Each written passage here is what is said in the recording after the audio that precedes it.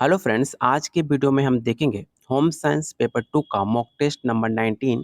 इससे पहले हमने 18 मॉक टेस्ट और टॉपिक वाइज प्रैक्टिस सेट कर रखा है जो आपके बिहार बीपीएससी टीचर 2.0 के लिए अत्यंत महत्वपूर्ण है।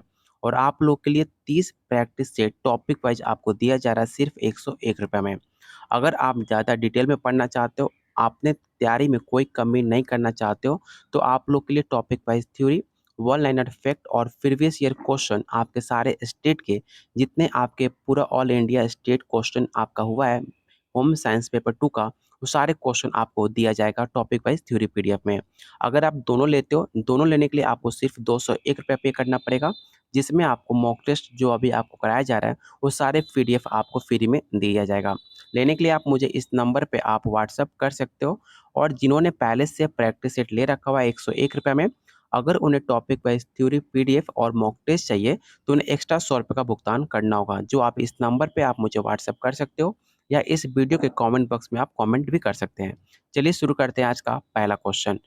पहला क्वेश्चन आपका रहेगा, आज हम टॉपिक जो कवर करेंगे वो रहेगा मानव स्वास्थ्य और प्राथमिक चिकित्सा, जिससे आपके previous year question home science paper 2 में 2 से 3 सवाल पूछे गए थे। इसलिए मैंने सोचा कि क्यों ना आपको इस रिलेटेड क्वेश्चन आंसर आपको करा दिया जाए। तो पहला क्वेश्चन है कि सिर पर लंबी पट्टी बांधने के लिए पट्टियों की आवश्यकता कितनी होती है, आपको बताना है। ऑप्शन है 1 पत्ती, 2 पट्टी, या ऑप्शन सी है 3 पट्टी, या ऑप्शन डी है 4 पत्ती। याद रखिएगा, कपच्ची या किसी घाव को ड्रेसिंग का यथासंभव रखने के लिए प्रयोग में लाई जाती है। आप सबको पता होगा, ये ड्रेसिंग या घाव को दबाव डालने के लिए प्रयोग में लाई जाती है। तो ऑप्शन बी आपका राइट आंसर हो जाएगा। 2 पट्टी का हम यूज करते हैं आपके कोई भी घाव को भरने के लिए या उस पट्टी को बांधने के लिए। तो ऑप्शन बी आपका राइट आंसर हो जाएगा। और ये सवाल यूपी टीजीटी 2021 का पूछा हुआ सवाल है। वर्तमान समय में स्वास्थ्य विज्ञान किस नाम से प्रख्यात है, आपको बताना है। और इस क्वेश्चन को आप विवेक क्वेश्चन टेक आउट कर लीजिएगा। याद रखिएगा, वर्तमान समय में स्वास्थ्य विज्ञान को प्रिवेंटिव मेडिसिन एवं पब्लिक हेल्थ के नाम से जाना जाता है। तो ऑप्शन सी आपका राइट आंसर हो जाएगा। भारत की प्रथम स्वास्थ्य कमेटी की स्थापना वर्ष 1946 में स्थापित की गई थी, और इसको नाम किस नाम से दिया गया था, आपको बताना है। और ये सवाल आपका यूपी पीजीटी 2021 का करंट का पूछा हुआ सवाल है, जो आपके एग्जाम के दृष्टिकोण से अत्यंत महत्वपूर्ण है।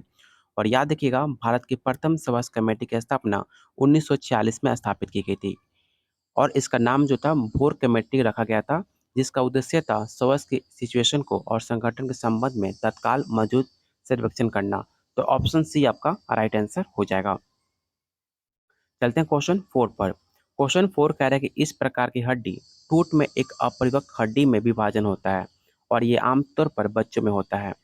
ऑप्शन है सिंपल हड्डी टूट, ऑप्शन बी है ग्रेनिस्टिक फ्रैक्चर, या ऑप्शन सी है कम्युनेटेड फ्रैक्चर, या ऑप्शन डी है ओपन फ्रैक्चर।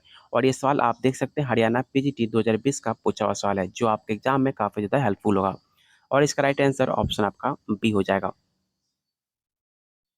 पट्टी बांधने के लिए किस गात का प्रयोग किया जाता है, आपको बताना है। रीफ गट, लॉन्ग रूपी, या फिशरमैन, या ऑप्शन डी है रोलिंग हिच। और ये सवाल आपका उत्तराखंड 2020 का पूछा हुआ सवाल है। और याद रखिएगा, पट्टी बांधने के लिए रीफ गार्ड का प्रयोग किया जाता है, जो आपके मरीज के शरीर को चुभता नहीं है। तो ऑप्शन ए आपका राइट आंसर हो जाएगा। क्वेश्चन 6 कह रहा है कि हर्षबर्ग के अभिप्रेरण हाइजीन सिद्धांत के अनुसार निम्नलिखित में कौन सा हाइजीन कारक नहीं है। काफ़ी इंपॉर्टेंट सवाल है, और ये सवाल आपका यूजीसी नेट दिसंबर 2019 के होम साइंस पेपर 2 का पूछा हुआ सवाल है। तो ऑप्शन डी आपका राइट आंसर हो जाएगा। हर्षबर्ग के अभिप्रेरण हाइजीन सिद्धांत के अनुसार निम्नलिखित में कार्य अपने आप से हाइजीन कारक नहीं माना जाता है, जबकि कार्यकारी अवस्थाएं, वेतन, परिवक्षता के साथ संबंध आदि हाइजीन कारक माने जाते हैं। तो ऑप्शन डी आपका राइट आंसर हो जाएगा।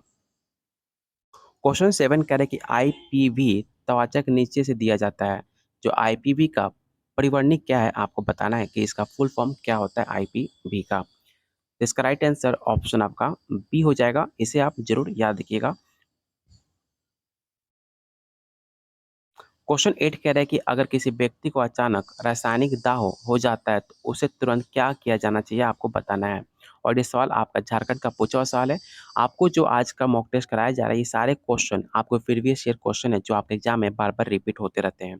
याद रखिएगा, अगर किसी व्यक्ति को रासायनिक दाग या हो जाता है, केमिकल बर्न हो जाता है, तो उससे प्रभावित भाग या कपड़े गहने को हटा दें और उसे हल्के डिटर्जेंट से धो लें और उसमें सहायता पहुंचाने तक इसे मालिश करें।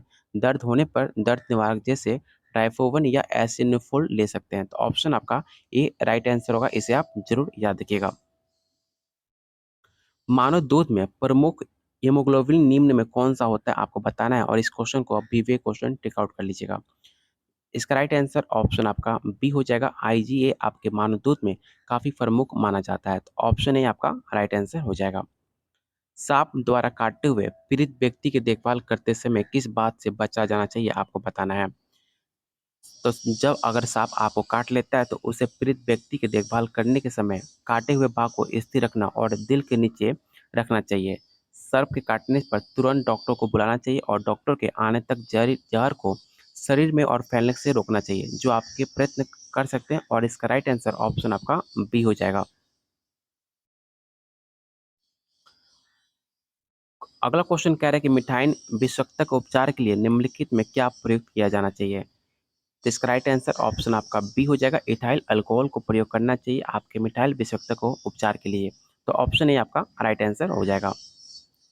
क्वेश्चन 12 कह रहा है कि यदि बच्चे को कोई कीड़ा काट लेता है तो दर्द नियंत्रण के लिए कौन सी दवाई नहीं देनी चाहिए। काफी मोस्ट इंपॉर्टेंट क्वेश्चन है और याद रखिए, हर बहुत लोग ऐसे होते हैं, कुछ भी होता है तो उसे पैरासेटामोल दे देते हैं, लेकिन ऐसी गलती आप मत कीजिएगा।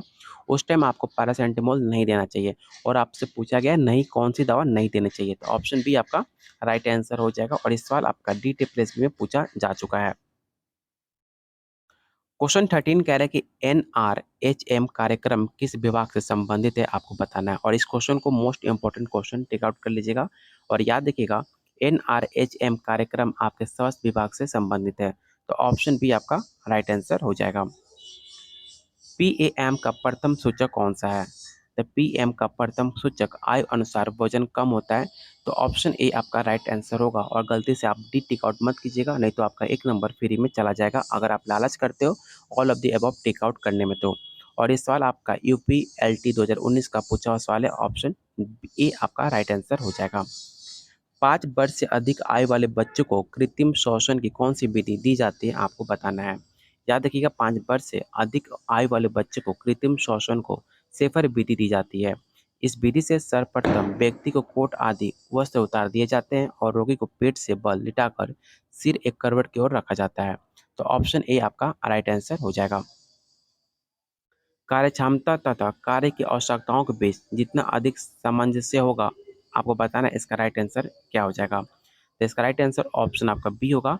उतना कम कार्यकर्ता को चोट लगने का खतरा होता है। तो ऑप्शन बी इसका राइट आंसर हो जाएगा। और इस सवाल आपका उत्तराखंड प्रोफेसर होम साइंस का पूछा हुआ सवाल है। क्वेश्चन 17 कह रहा है कि मानव शास्त्रीय संरचनात्मक आयाम है आपको बताना है कि ये किससे संबंधित है। तो ये आपका हो जाएगा लंबाई और आपका कम की परिधि से संबंधित होता है आपके मानव शास्त्रीय। तो ऑप्शन आपका सी राइट आंसर हो जाएगा। दांत की सफाई ना होने पर भोजन को अंश को क्या कहा जाता है। जब आप दांत की सफाई नहीं करते हो और उसमें जब आप कोई भोजन फंस जाता है तो उसे पालिश काट देता है, जिसमें आपकी बैक्टीरिया उत्पन्न होती हैं और आपको मुंह से दुर्गंध आने लगती है। तो इसका राइट आंसर ऑप्शन आपका डी हो जाएगा। इसलिए आपको डेली ब्रश करना चाहिए और अपने दांतों को क्लीन रखना चाहिए। क्वेश्चन 19 कह रहे कि प्रधानमंत्री नरेंद्र मोदी कब स्वच्छ भारत अभियान की घोषणा करी थी आपको बताना है। और काफ़ी इंपॉर्टेंट सवाल है, इस क्वेश्चन को आप विवेक क्वेश्चन टेक आउट कर लीजिएगा और याद रखिएगा, आपके प्रधानमंत्री नरेंद्र मोदी ने 15 अगस्त 2014 को स्वच्छ भारत अभियान की घोषणा करी थी। तो ऑप्शन डी आपका राइट आंसर हो जाएगा।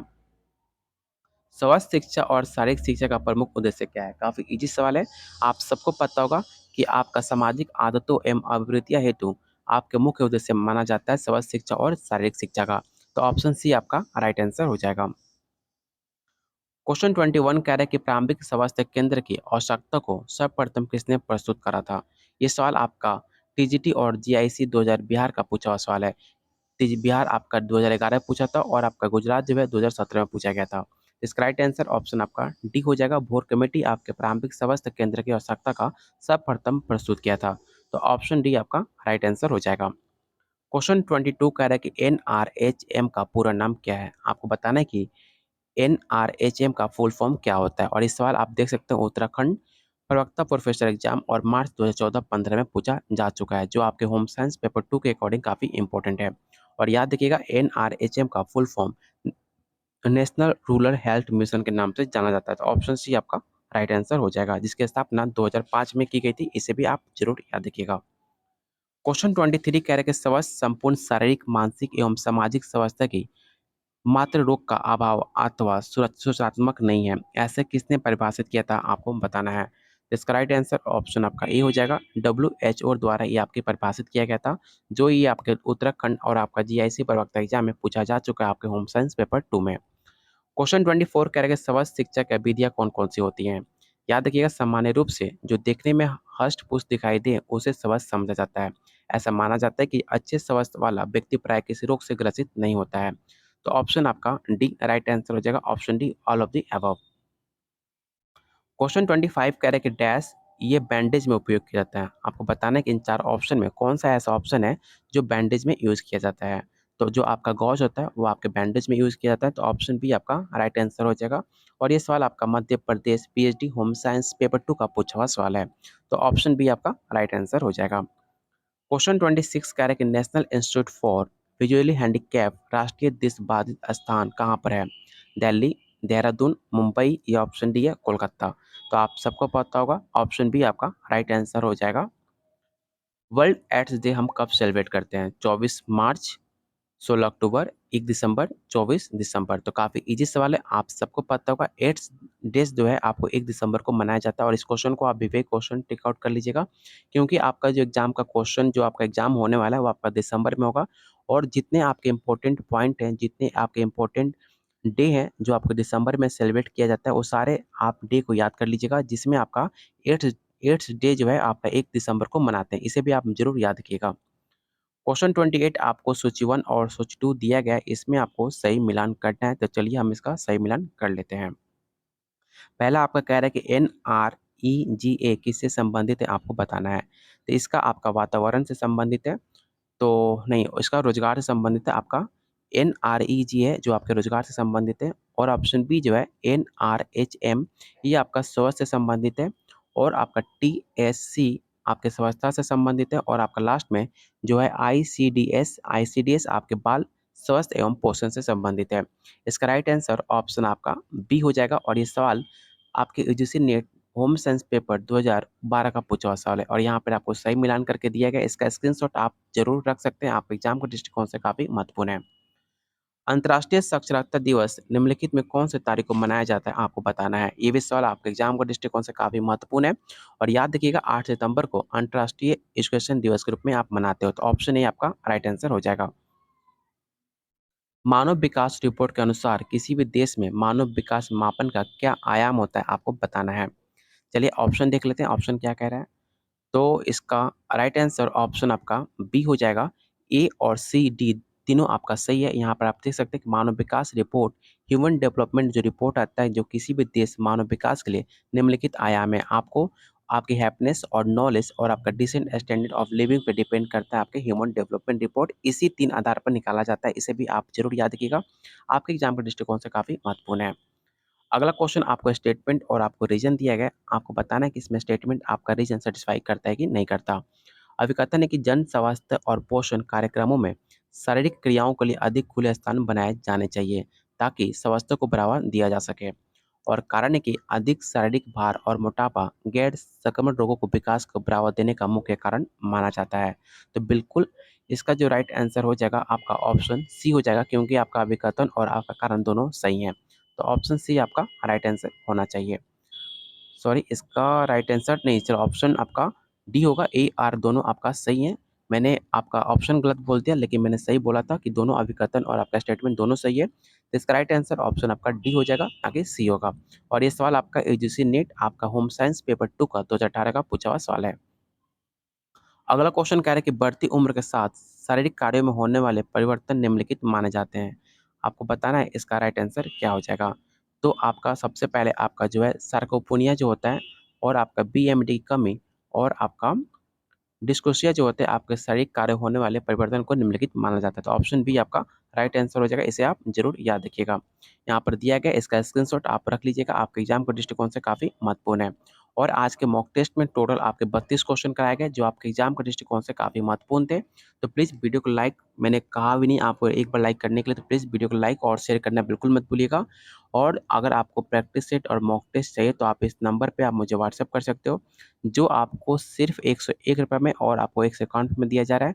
दोनों लेने के लिए आपको सिर्फ ₹201 पे करना पड़ेगा। अगर आप सीरियस हो अपने एग्जाम को लेकर, आप चाहते हो कि इस पर आपका जॉब हो जाए, तो आप ये प्रैक्टिस सेट ले सकते हो जो आपके एग्जाम में एक अत्यंत महत्वपूर्ण साबित होगा।